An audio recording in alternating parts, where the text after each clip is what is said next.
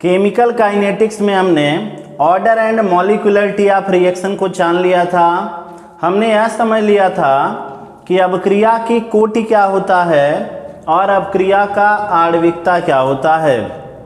आज का हम लोग का पहला टॉपिक होगा, हम लोग आणविकता और कोटि में अंतर जानेंगे कि मॉलिक्यूलरिटी और ऑर्डर के बीच में क्या डिफरेंस होता है। यह क्वेश्चन बोर्ड के लिए इम्पोर्टेंट होगा। बोर्ड में कोई एक क्वेश्चन अंतर का आ जाता है तो यहाँ से अगर अंतर का क्वेश्चन पूछेगा केमिकल काइनेटिक्स में से, तो वह क्वेश्चन होगा ऑर्डर एंड और मॉलिक्यूलरिटी के बीच का अंतर, यानी अभिक्रिया के कोटि और आणविकता में अंतर। तो आप हेडिंग बना लीजिएगा, अभिक्रिया के कोटि और आणविकता में अंतर। आपका हेडिंग होगा अभिक्रिया के कोटि और आणविकता में अंतर, difference between order and molecularity of reaction. Difference between order and molecularity of reaction. और इस डिफरेंस को जानने के लिए आप एक कॉलम बना लीजिएगा। कॉलम के एक बगल आप ऑर्डर लिखिएगा यानी कोटि लिखिएगा और दूसरे साइड में आप मॉलिक्यूलरिटी यानी आणविकता लिखिएगा। और फिर इन दोनों में हम लोग अंतर देखा जाएगा। तो सारे डिफरेंस आपको मालूम है कि आणविकता कोटि में क्या अंतर होता है, केवल मुझको आपको उसको बताना है। कोटि क्या होता है, तो दर समीकरण में अभिकारक के सांद्रता पे जितना घात होगा, या कहिए जो घातों का योग होगा, अगर एक से ज़्यादा अभिकारक है तो घातों का योग निकालना पड़ेगा। तो दर समीकरण में जो अभिकारक के सांद्रता के घातों का योग होता है उसको कोटि कहते हैं। रेट लॉ में रिएक्टेंट के कॉन्सेंट्रेशन का जो पावर होगा उसी के सम को हम लोग ऑर्डर कहते हैं। तो कोटि क्या होता है, sum of reactant concentration in rate law, यानी दर समीकरण में अभिकारक के सांद्रता के घातों का योग होता है। कोटि क्या होगा, दर समीकरण में अभिकारक के सांद्रता के घातों का जो भी योग होता है उसे अभिक्रिया की कोटि कहते हैं। आणविकता जान लिया जाए तो आणविकता केवल मूल अपक्रिया के लिए डिफाइन है, और संतुलित अपक्रिया में जितना रिएक्टेंट का मॉलिक्यूल यानी अभिकारक का अणु प्रतिभाग करेगा उसी को आणविकता कहते हैं। संतुलित रासायनिक अपक्रिया में जितना अभिकारक का अणु प्रतिभाग करेगा उसको क्या कहेंगे, आणविकता। तो number of reactant molecule in balance elementary reaction, यानी संतुलित प्राथमिक अपक्रिया में जितना अभिकारक का अणु प्रतिभाग करेगा उसको आणविकता कहेंगे। तो पहला जो अंतर था वो हमने परिभाषा के आधार पे दिया। कोटि क्या होता है, तो दर समीकरण में अभिकारक के सांद्रता के घातों का योग होता है। आणविकता क्या होगा, तो संतुलित प्राथमिक अपक्रिया में अभिकारक के अणुओं की संख्या होगा। दूसरा देखा जाए, अभी हिंदी भी लिखवा दूंगा, जो कोटि होता है वह प्राथमिक अपक्रिया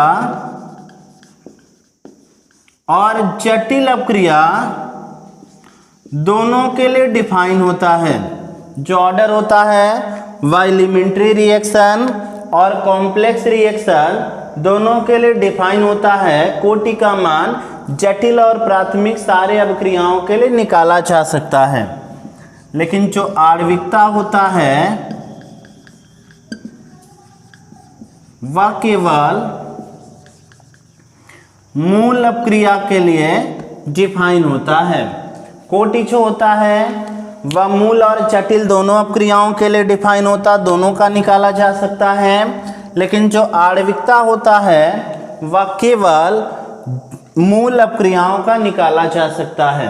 अगला जान लिया जाए पॉइंट, यह जो कोटि होता है इसको निकालने के लिए लैब में जाना पड़ता है और एक्सपेरिमेंट करना पड़ता है, तो यह एक प्रायोगिक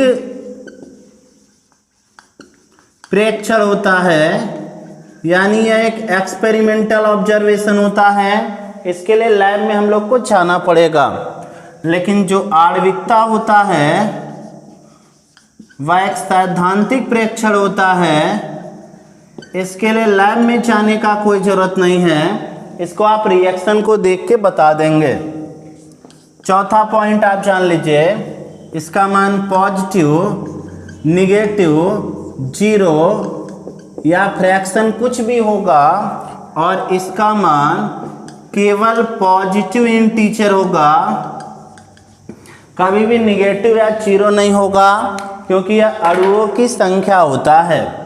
तो यह हम लोग का हो गया आणविकता और कोटि में अंतर, इसको हम लोग समझा जाए।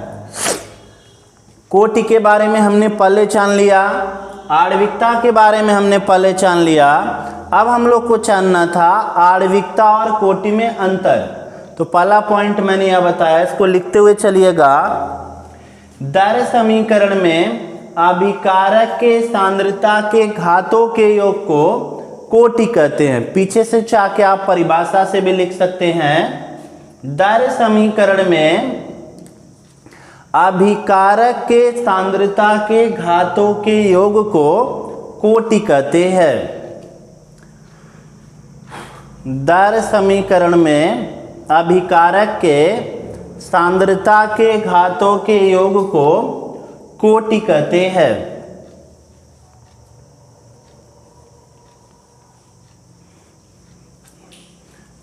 तो कोटि क्या होता है? रेट लॉ में अभिकारक के सांद्रता का जो भी घात होगा उसी के योग को क्या कहेंगे? कोटि कहेंगे। तो पहला जो अंतर हमने परिभाषा से दिया, इधर आप आणविकता की परिभाषा लिख लीजिएगा। संतुलित प्राथमिक अभिक्रिया में अभिकारक के अणुओं की संख्या को आणविकता कहते हैं। संतुलित रासायनिक अभिक्रिया में अभिकारक के अणुओं की संख्या को आणविकता कहते हैं। तो पहला अंतर हमने परिभाषा से दिया। दूसरा आप लिखिएगा, यह मूल और जटिल दोनों अभिक्रियाओं के लिए परिभाषित है। जो ऑर्डर होता है इसका मान हम लोग एलिमेंट्री रिएक्शन के लिए भी निकाल लेंगे और कॉम्प्लेक्स रिएक्शन के लिए भी निकाल लेंगे। यह मूल और जटिल दोनों अभिक्रियाओं के लिए परिभाषित होता है। और इसमें आप लिखिएगा, यह केवल मूल अभिक्रिया के लिए परिभाषित होता है। आणविकता केवल हम लोग एलिमेंट्री का निकाल पाएंगे, कॉम्प्लेक्स का नहीं निकलता, क्योंकि यह कई स्टेप में होता है। हर स्टेप का निकलेगा लेकिन पूरे कॉम्प्लेक्स रिएक्शन का नहीं निकलेगा। तीसरा पॉइंट आप लिखिएगा, यह एक प्रायोगिक प्रेक्षण होता है। तीसरा पॉइंट आप लिखिएगा, यह एक प्रायोगिक प्रेक्षण होता है, माने एक्सपेरिमेंट के द्वारा निकलेगा, एक्सपेरिमेंटल ऑब्जर्वेशन होता है। और इसमें आप लिखिएगा, यह एक सैद्धांतिक प्रेक्षण होता है। मॉलिक्यूलरिटी के लिए कोई भी एक्सपेरिमेंट नहीं करना होगा, या डायरेक्ट थ्योरी से निकल जाएगा। एक बात मैं आपको और बता दूं, देखिए लॉकडाउन रहे या फिर कुछ भी रहे, आपको अपने पढ़ाई को तो जारी रखना होगा।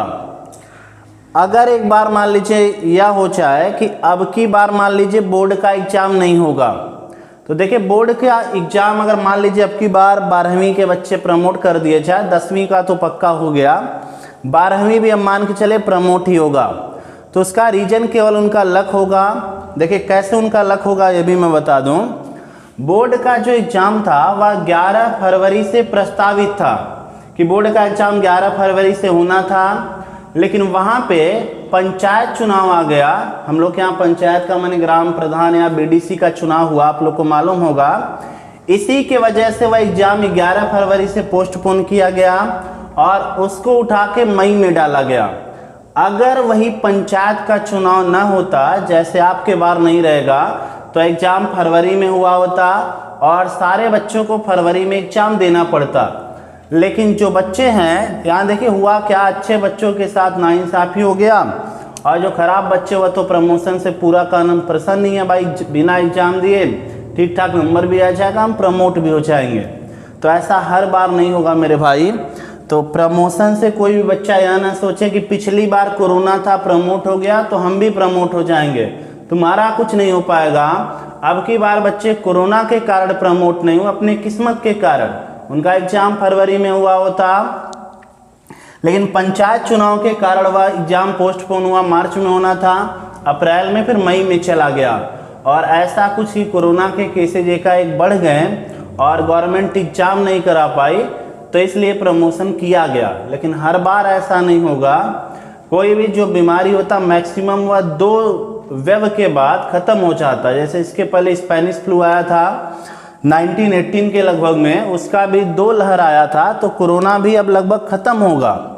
और कोरोना यूपी में तो अपने चरम पे पहुंच चुका है और कोई भी चीज़ अपने चरम के बाद नीचे ही आता है, मैक्सिमम वैल्यू से वह ज़्यादा नहीं चला जाएगा। तो अब धीरे धीरे कोरोना का ग्राफ गिरेगा और फिर चीज़ें सामान्य होंगी। तो इन चीज़ों को आप ध्यान रखेंगे, आपका जो काम है पढ़ाई वो आप करेंगे, क्योंकि बिना इसके कुछ होने वाला नहीं है। हर बार एक सा किस्मत नहीं होता, उसके साथ ऐसा हो गया तो जरूरी नहीं कि आपके साथ ऐसा हो। उसका भाई किस्मत ठीक ठाक था, उसके साथ ऐसा हो गया, आपके साथ ऐसा होगा कि नहीं इसका कुछ क्लियर कट मालूम नहीं है। तो आपका जो काम है आपको वह काम करते रहना है। तो चले आगे चला जाए। इसको हम लोग एक्सपेरिमेंट के जरिए निकालेंगे तो यह एक प्रायोगिक प्रेक्षण होगा। इसको हम लोग थ्योरी के जरिए निकालेंगे तो यह एक का नाम है सैद्धांतिक प्रेक्षण होगा। लास्ट पॉइंट लिखिएगा कोटि में, इसका मान धनात्मक, ऋणात्मक, कामा शून्य, कामा भिन्न कुछ भी हो सकता है। इसका मान धनात्मक, कामा ऋणात्मक, कामा शून्य, कामा भिन्न कुछ भी हो सकता है। और इसमें लिखिएगा इसका मान केवल धनात्मक पूर्णांक होता है।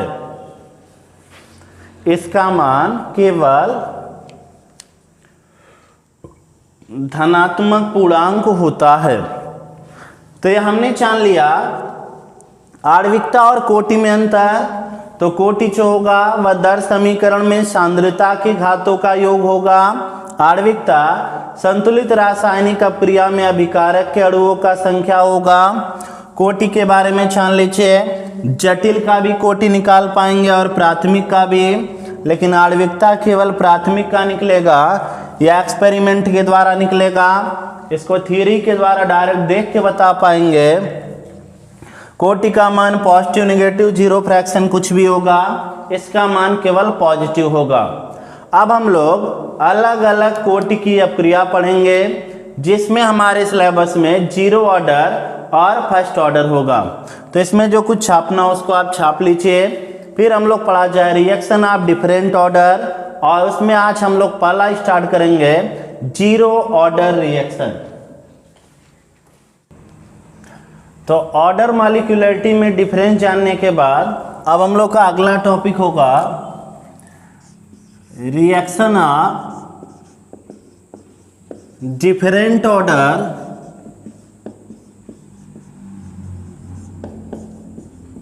यानी विभिन्न कोटि की अपक्रिया। और इसमें हम लोग के सिलेबस में 2 है, जिसमें पहला हम लोग को पढ़ना होगा 0 ऑर्डर रिएक्शन। इसको आज हम लोग स्टार्ट करेंगे। अगले लेक्चर तक इसका न्यूमेरिकल लगा के पूरी तरीके से इसको ख़त्म करेंगे। तो टॉपिक हम लोग का होगा रिएक्शन ऑफ डिफरेंट ऑर्डर, यानी विभिन्न कोटि की अपक्रिया। और इसमें पहला हम लोग पढ़ा जाएगा जीरो ऑर्डर रिएक्शन, या हिंदी में इसको कहा जाए शून्य कोटि की अपक्रिया। जीरो ऑर्डर रिएक्शन माने शून्य कोटि की अपक्रिया। जीरो ऑर्डर रिएक्शन क्या होता है?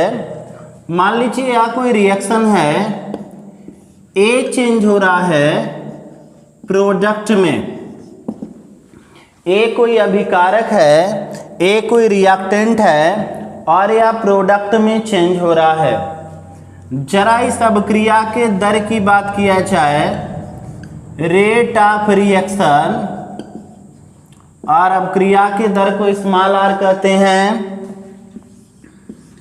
और एक्सपेरिमेंट के द्वारा यह मालूम चला कि अपक्रिया का दर ए के सांद्रता पर निर्भर नहीं करता, या कहिए ए के सांद्रता के जीरो पावर पे निर्भर करता है। एक्सपेरिमेंट के द्वारा यह मालूम चला कि जो अपक्रिया का दर है वह ए के सांद्रता पर निर्भर नहीं करता, या ए के कॉन्सेंट्रेशन के जीरो पावर पर निर्भर करता है। अनुक्रम अनुपात हटाएंगे, कांस्टेंट आएगा, इस कांस्टेंट का नाम वेग स्थिरांक, और ए का पावर जीरो माने एक होगा, किसी का पावर जीरो माने एक होगा तो खाली के बचेगा। के माने क्या होगा? वेलोसिटी कांस्टेंट, जो कि एक कांस्टेंट होता है। तो ऐसी अपक्रिया जिसका दर अभिकारक के सांद्रता पर निर्भर नहीं करता, या कहीं अभिकारक के सांद्रता के जीरो घात पर निर्भर करता है, उसका नाम शून्य कोटि अपक्रिया। अपक्रिया की कोटि के बारे में आपको मालूम है कि जो अपक्रिया का दर होगा वह अभिकारक के सांद्रता के जितने घात पे निर्भर करेगा उसे अपक्रिया की कोटि कहते हैं। जो अपक्रिया का दर होगा वह अभिकारक के सांद्रता के जितने घात पे निर्भर करता है उसे अपक्रिया की कोटि कहते हैं। अगर अपक्रिया का दर अभिकारक के सांद्रता के किसी घात पे निर्भर न करे तो ऐसी अपक्रिया का नाम शून्य कोटि की अपक्रिया। हम लोग ऑर्डर के बारे में जानते हैं कि किसी भी अपक्रिया का जो दर होता है वह जितने पावर पे डिपेंड करता है उसको ऑर्डर कहते हैं। अगर किसी भी पावर पे डिपेंड नहीं करेगा तो नाम क्या होगा? Zero order reaction. तो पहला काम परिभाषा आप लिखिए, वह अपक्रिया जिसकी दर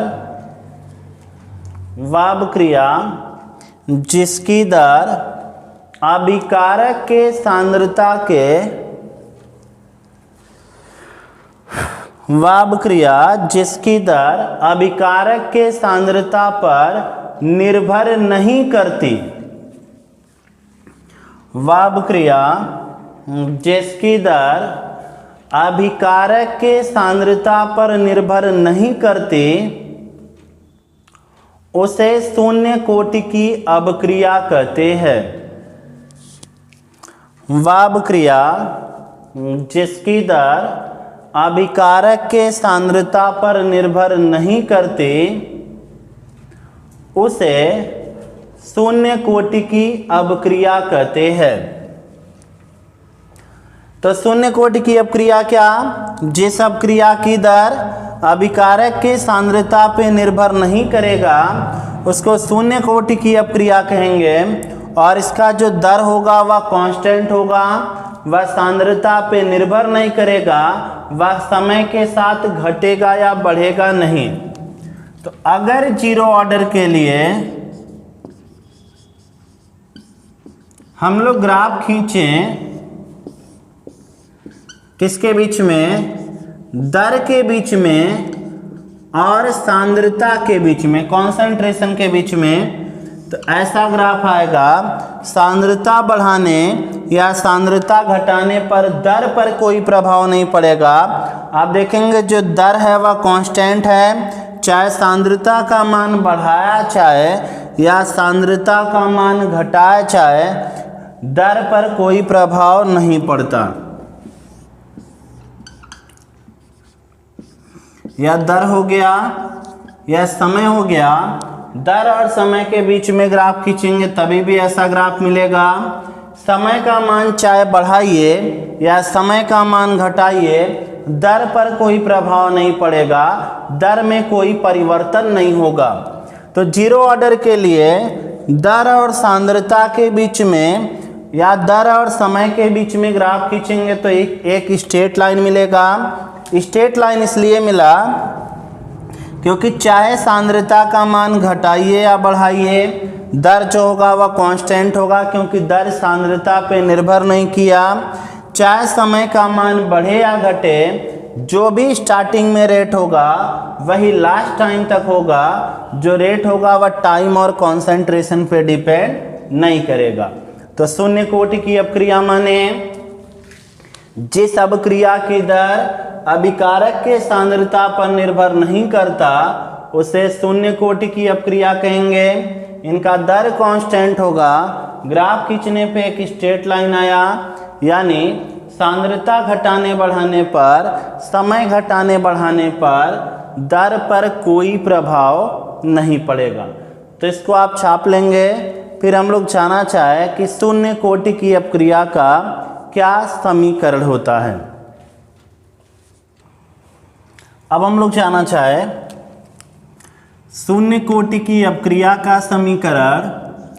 आप हेडिंग बना लीजिए, equation of zero order reaction.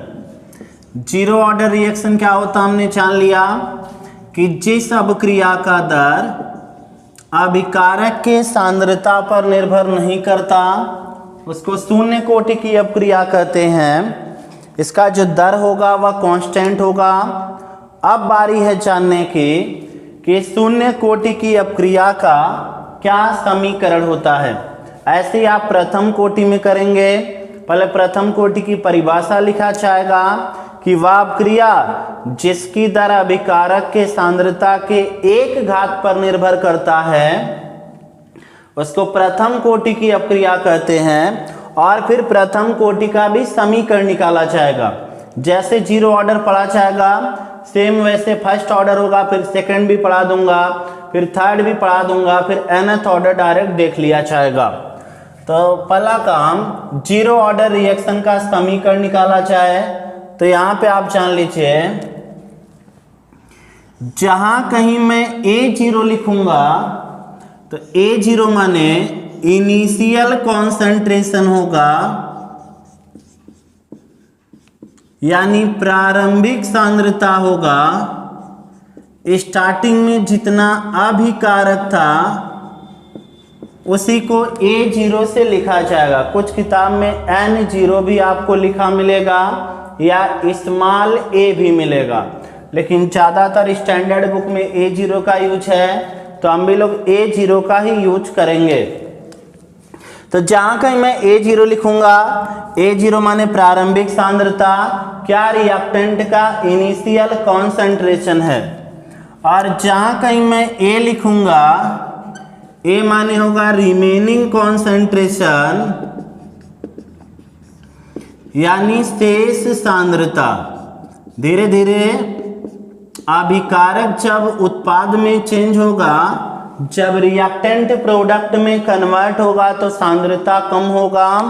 तो जितनी सांद्रता बच जाएगी उसको हम लोग A से लिखेंगे और A0 माने प्रारंभिक सांद्रता। तो इन दो टर्म को आप समझिए, इनका हम लोग बार बार यूज करेंगे। A0 माने प्रारंभिक सांद्रता और A माने शेष सांद्रता। अब मैं निकालता हूं इसका इक्वेशन। तो मान लीजिए कि एक रिएक्शन है, उसमें A कोई अभिकारक है जो प्रोडक्ट में चेंज हो रहा है। कोई रिएक्शन है वहाँ पे ए कोई अभिकारक है जो प्रोडक्ट में चेंज हो रहा है। इस अपक्रिया का आप दर लिखिए, रेट ऑफ रिएक्शन। तो अपक्रिया के दर को हम लोग कैसे लिखते हैं? अभिकारक के आगे माइनस लगाते हैं, dA अपान dt या delta A upon delta T. अपक्रिया का दर लिखना मैंने आपको सिखाया है। रिएक्टेंट के आगे माइनस, क्योंकि टाइम के साथ रिएक्टेंट कम होता है, और प्रोडक्ट के आगे पॉजिटिव, क्योंकि टाइम के साथ प्रोडक्ट बढ़ता है। आगे जो स्टियोचायोमेट्रिक कोफिशिएंट होगा, माने जो तत्वानुपाती गुणांक होगा, उससे डिवाइड करेंगे। यहाँ पे 1 था तो डिवाइड करने का कोई ज़रूरत नहीं था। तो हमने अपक्रिया का दर लिखा, और अपक्रिया का दर R बराबर कैसे लिखा जाएगा? रिएक्टेंट के आगे माइनस, तो माइनस dA अपान dt, और शून्य कोटि की अपक्रिया है। तो अपक्रिया का जो दर होगा वह अभिकारक के सांद्रता के किसी घात पे निर्भर नहीं करेगा। के क्या? Velocity constant. R अनुक्रमानुपाती A का पावर 0, अनुक्रमानुपात हटाएंगे तो एक कांस्टेंट आएगा, उस कांस्टेंट का नाम वेलोसिटी कांस्टेंट।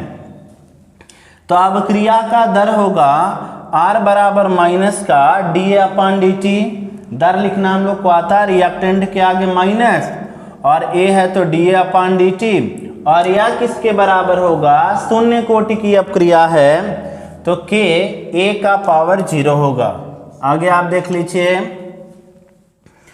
माइनस dA बराबर K dt, A का पावर 0 माने 1 होगा। अब इसका हम लोग समाकलन कर दिया चाहे समीकरण निकालने के लिए, ऑन इंटीग्रेशन यानी समाकलन करने पर, तो समाकलन किया चाहे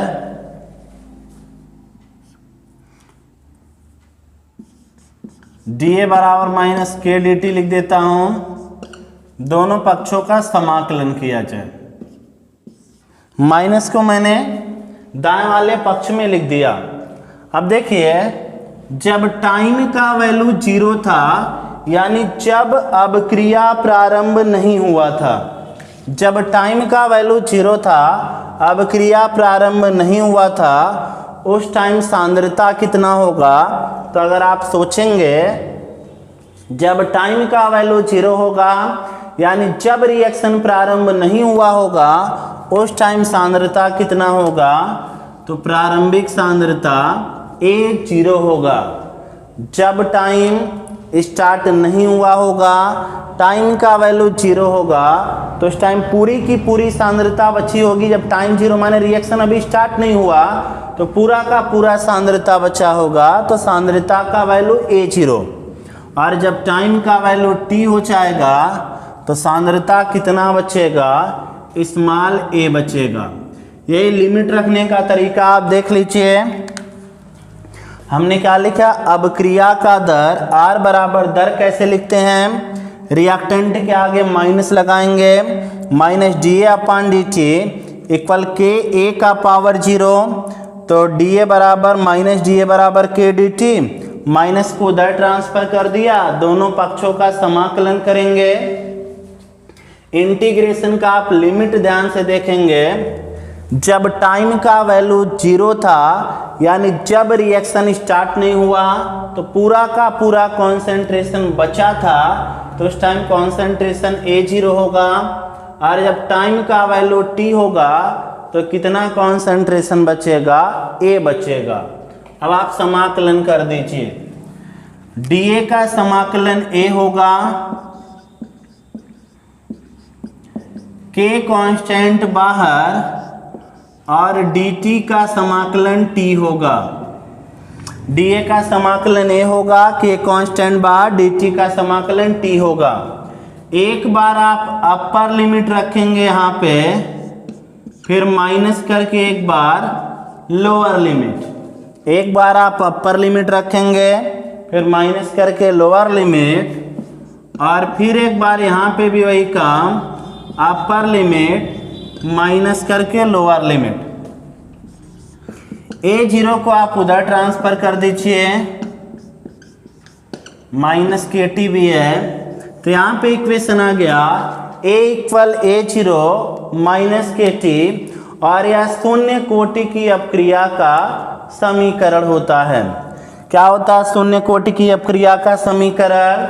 A equal A0 minus KT, जहाँ पे A क्या होगा शेष सांद्रता, A0 प्रारंभिक सांद्रता, K होगा वेग स्थिरांक और T होगा समय। शून्य कोटि की अपक्रिया का हमने समीकरण निकाला। A equal A0 minus KT, A क्या होगा शेष सांद्रता, A0 प्रारंभिक सांद्रता, K वेलोसिटी कांस्टेंट और T क्या होगा समय होगा। हमने अपक्रिया का दर लिखा। शून्य कोटि में अपक्रिया का दर अभिकारक के सांद्रता के किसी पावर पे डिपेंड नहीं करेगा। समाकलन कर दिया। समाकलन का लिमिट कैसे रखा? जब टाइम का वैल्यू 0 तो अभिकारक की सांद्रता A0, और जब टाइम का वैल्यू T तो अभिकारक का सांद्रता A। dA का समाकलन A, K कांस्टेंट बाहर dt का T, एक बार upper limit minus lower limit, एक बार upper limit minus lower limit. तो यहाँ पे शून्य कोटि की अपक्रिया का समीकरण आ गया A equal A0 minus KT। तो इसको आप छाप लेंगे। अब अगले लेक्चर में हम लोग अर्ध आयु काल यानी हाफ लाइफ पीरियड के बारे में जानेंगे। जीरो ऑर्डर की कुछ प्रॉपर्टी जानेंगे, इसका एग्जाम्पल जानेंगे, और इसके न्यूमेरिकल को लगाते हुए जीरो ऑर्डर को हम लोग ख़त्म करेंगे। तो इसको आप पढ़ लीजिएगा, इसके नोट को कंप्लीट करके रिवाइज कर लीजिएगा। अगला लेक्चर भी अभी जीरो ऑर्डर का होगा, जहाँ पे half life period, zero order की प्रॉपर्टी, एग्जाम्पल और उसके न्यूमेरिकल को देखा जाएगा।